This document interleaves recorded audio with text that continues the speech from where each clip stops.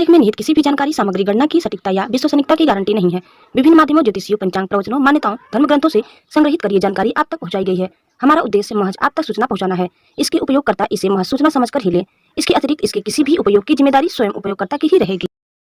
नमस्कार दोस्तों, मैं गुड़िया जायसवाल और जी जायसवाल अद्भुत ज्ञान गंगा में आप सभी का स्वागत है।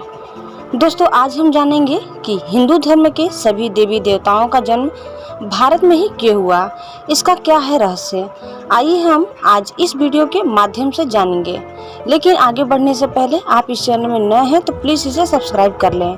वीडियो को अंत तक देखिए। हमारा यह वीडियो आपको कैसा लगा कमेंट बॉक्स में जरूर बताइए। तो दोस्तों, अब हम आगे चलते हैं। दोस्तों, हम सभी जानते हैं कि जितने भी भगवान अवतरित हुए, सारे भगवान के जन्म भारत में ही बताया जाता है। चाहे भगवान श्री राम या भगवान श्री कृष्ण या फिर महादेव, सबके अवतरित होने के जिक्र भारत में ही किया जाता है।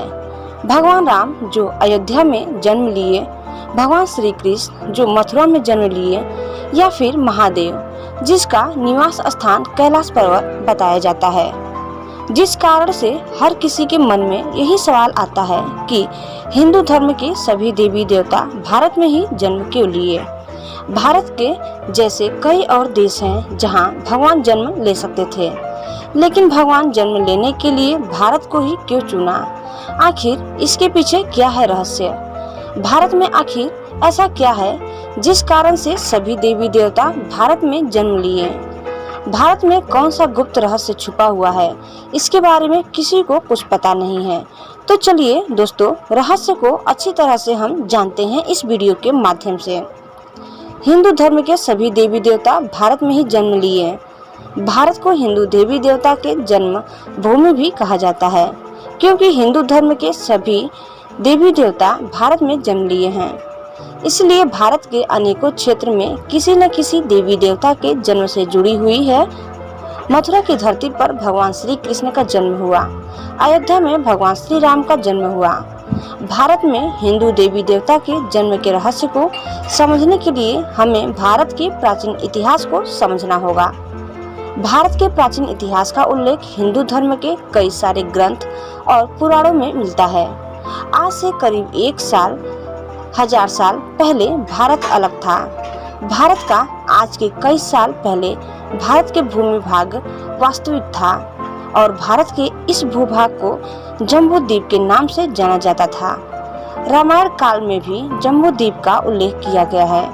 मार्कंडेय पुराण में भी इसका उल्लेख मिलता है। इसके साथ ही जम्बू द्वीप का फैलाव उत्तर और दक्षिण के अपेक्षा में अधिक था।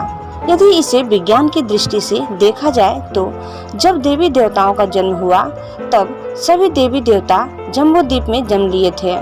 और यदि हम जम्बू द्वीप को विज्ञान की नज़र से देखते हैं तो यह गोंडवाना द्वीप था।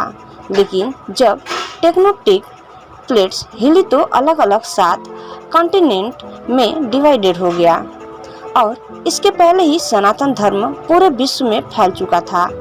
तभी तो कहा जाता है कि भगवान शिव का कैलाश पर्वत धरती के मध्य में था। इसके अलावा थाईलैंड, मैक्सिको, अमेरिका जितने भी देश विभाजित हुए, सभी में कहीं न कहीं सनातन धर्म का एक मुख्य रोल था। पर्वत है और इस तरह से यह धरती के कई टुकड़े हो गए और कई भाग में बट गए और हर एक भाग को अलग अलग नाम दिए गए, जिसे आज हम एशिया महादेव कहते हैं। और भारत को इसलिए भी देवी देवताओं के जन्म स्थान बताए जाते हैं क्योंकि भारत में सभी देवी देवताओं को पूजा जाता है और सबसे अधिक देवी देवता भारत में जन्म लिए और भारत में देवताओं के जन्म के कई प्रमाण भी मिले हैं। भारत में कई जगह खुदाई करने पर मंदिर और भगवान की प्रतिमा मिलती है, जिस कारण से सभी लोग भारत को हिंदू देवी देवताओं के जन्म स्थान बताते हैं। भारत में सभी देवी देवताओं के जन्म के कारण इसे पावन धरती भी कहा जाता है। भारत में भी सारे देवी देवताओं के जन्म के रहस्य को जानने के लिए भारत के प्राचीन इतिहास के बारे में जानना होगा। भारत को पूर्व में आर्यावर्त के नाम से जाने जाते थे, लेकिन आज हम इसे भारत के नाम से जानते हैं। पहले से जब उसने कहा जाता था, फिर इसका नाम आर्यावर्त पड़ा और आज हम इसे भारत के नाम से जानते हैं। सबसे पहले हमें यह जानना होगा कि इसका नाम भारत क्यों पड़ा। इसमें सभी के अलग अलग मत हैं। किसी के कहना है कि राम के अनुज भरत के नाम पर इसका नाम भारत पड़ा है। दोस्तों, इसका एक और उल्लेख रामायण में भी मिलता है, जिसमें रामायण से हजारों साल पूर्व स्वयंभू मनु के पुत्र और प्रियव्रत के पुत्र ने इस भारतवर्ष को बसाया था, लेकिन तब उसका नाम कुछ और था। वायु पुराणों के अनुसार महाराज प्रियव्रत का कोई पुत्र नहीं था, इसलिए महाराज प्रियव्रत ने अपनी पुत्री के पुत्र अपने पौत्र, जिसका नाम अभिनेंद्र था, उसे गोद ले लिया था, जिसका पुत्र नाभि हुआ। और नाभि के पत्नी मेरु देवी जो संतान हुए, उनका नाम रिवस रखा गया और उन्हें ऋषभ राजा के पुत्र भरत हुए। ओरिजिन के नाम पर हमारे देश का नाम भारतवर्ष पड़ा। और इसी के साथ एक और मत है कि कुरुवंश के राजा दुष्यंत और शकुंतला के पुत्र भरत, जो एक महान और चक्रवर्ती सम्राट हुए, उसी के नाम पर इस देश का नाम भारतवर्ष पड़ा। पहले भारतवर्ष का भौगोलिक क्षेत्र बहुत बड़ा था, जिसमें कई देश शामिल थे, जैसे पाकिस्तान, बांग्लादेश, श्रीलंका, नेपाल, ईरान और चीन का भी मुख्य भाग शामिल था। और यही अखंड भारत आर्यवर्त के नाम से जाना जाता था। और दोस्तों, ऐसा नहीं है कि हिंदू मंदिर सिर्फ भारतवर्ष में ही है। दुनिया के कई ऐसे देश हैं जहां हिंदू मंदिर का उल्लेख किया गया है और आज भी वहां लोग हिंदू धर्म को मानते हैं और हिंदू देवी देवताओं का पूजन करते हैं। लेकिन आर्यव्रत के से कितने देश को अलग होने के बावजूद भी सभी देवी देवताओं के जन्म स्थान खंडित नहीं हुए और सभी देवी देवताओं के जन्म स्थान भारत में आज भी उपस्थित है। राम के जन्म स्थान अयोध्या है, जो आज भी भारत में है। श्री कृष्ण के जन्म स्थान मथुरा है, जो आज भी भारत में ही है। और इसी तरह से कई देवी देवताओं के जन्म स्थान भारत में है, जिस कारण से भारत को देवी देवताओं की जन्मभूमि कहा जाता है। और सभी देवी देवताओं का पूजन, हवन आदि सबसे अधिक भारत में ही होता है और दुनिया में सबसे अधिक त्योहार भारत में ही मनाए जाते हैं और इसलिए भी भारत को देवी देवता के जन्म स्थान बताए जाते हैं। दोस्तों, सभी के मन में भारत में देवी देवताओं के जन्म से जुड़े अक्सर बहुत सारे प्रश्न आते हैं, लेकिन यदि हम इतिहास देखें तो इसमें साफ पता चलता है कि हिंदू धर्म के जितने भी देवी देवता हैं, सबका जन्म भारत ही है। जिसमें प्रभु श्री राम का जन्म के बारे में देखा जाए तो प्रभु श्री राम का जन्म अयोध्या में हुआ, जो भारत में स्थित है। भगवान श्री कृष्ण, जिनका जन्म गोकुल में हुआ और गोकुल ही भारत में ही स्थित है। इसके साथ ही भगवान विष्णु ने कितने अवतार लिए, सारे अवतार का जिक्र भारतवर्ष में ही किया गया है, जिस कारण से हम यह आसानी से कह सकते हैं कि हिंदू धर्म के सभी देवी देवताओं का जन्म भारत में ही हुआ, जिस कारण से भारत को एक पावन महान नगरी कहा जाता है। माँ गंगे भी पूरे भारतवर्ष को अपनी जल गंगा से पवित्र करती हैं, जो हिमालय से निकलकर पूरे भारत को पवित्र करते हुए सागर में जाकर मिल जाती हैं। और दुनिया में सबसे अधिक मंदिर आपको भारत में ही मिलेगा। पर ऐसा भी कहा जाता है कि भारत में जन्म लेना बहुत ही सौभाग्य की बात है।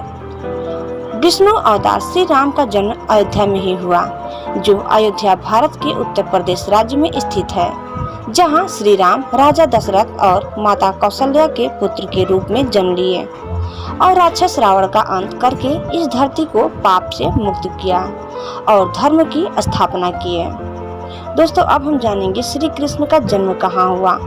श्री कृष्ण का जन्म भारत के राज्य में स्थित मथुरा में हुआ। मथुरा को श्री कृष्ण का जन्मभूमि कहा जाता है। भगवान श्री कृष्ण मथुरा में वासुदेव और देवकी के पुत्र के रूप में जन्म लिए और इस धरती को कृष्ण के आतंक से मुक्त किए। और भगवान श्री कृष्ण संसार में सभी लोगों को प्रेम की परिभाषा बताएं और जिस कारण से कृष्ण के प्रेमी राधा को प्रेम की देवी कहा जाता है। दोस्तों, अब हम जानेंगे हनुमान जी का जन्म कहाँ हुआ। दोस्तों, हनुमान जी का जन्म किसिंधा में हुआ। किष्किंधा भारत के कर्नाटक राज्य में स्थित है, जहां संकट मोचन महाबली हनुमान का जन्म हुआ, जिन्होंने प्रभु श्री राम की भक्ति और राम कार्य में अपना पूरा जीवन समर्पित किया। रामायण कथा के अनुसार हनुमान ने बचपन में ही सूर्य को अपना ग्रास बना लिया और आज भी पूरा भारतवर्ष में हनुमान जी की पूजा अर्चना होती है। मुझे से हनुमान जी की कृपा सदैव उनके भक्तों पर बनी रहती है, पर जब भी किसी को कोई संकट आए तो हनुमान जी का सुमिरन करते हैं और उसके सारे संकट दूर हो जाते हैं। दोस्तों, आज हमने आपको बताया कि हिंदू धर्म के सभी देवी देवता भारत में ही जन्म क्यों लिए। इस रहस्य को बताने का हमने पूरा प्रयास किया है, जिससे आपको समझ में आ जाए और हिंदू धर्म के सभी देवी देवता भारत में ही जन्म क्यों लिए। इसके साथ हमने यह भी बताया कि विष्णु अवतार श्री राम का जन्म कहाँ हुआ, श्री कृष्ण का जन्म कहाँ हुआ, जिसे आप पूरी तरह जान गए होंगे। तो दोस्तों, आपको हमारा यह वीडियो कैसा लगा हमें कमेंट बॉक्स में जरूर बताइएगा, और आप इस चैनल में नए हैं तो प्लीज़ इसे सब्सक्राइब करना न भूलें। धन्यवाद।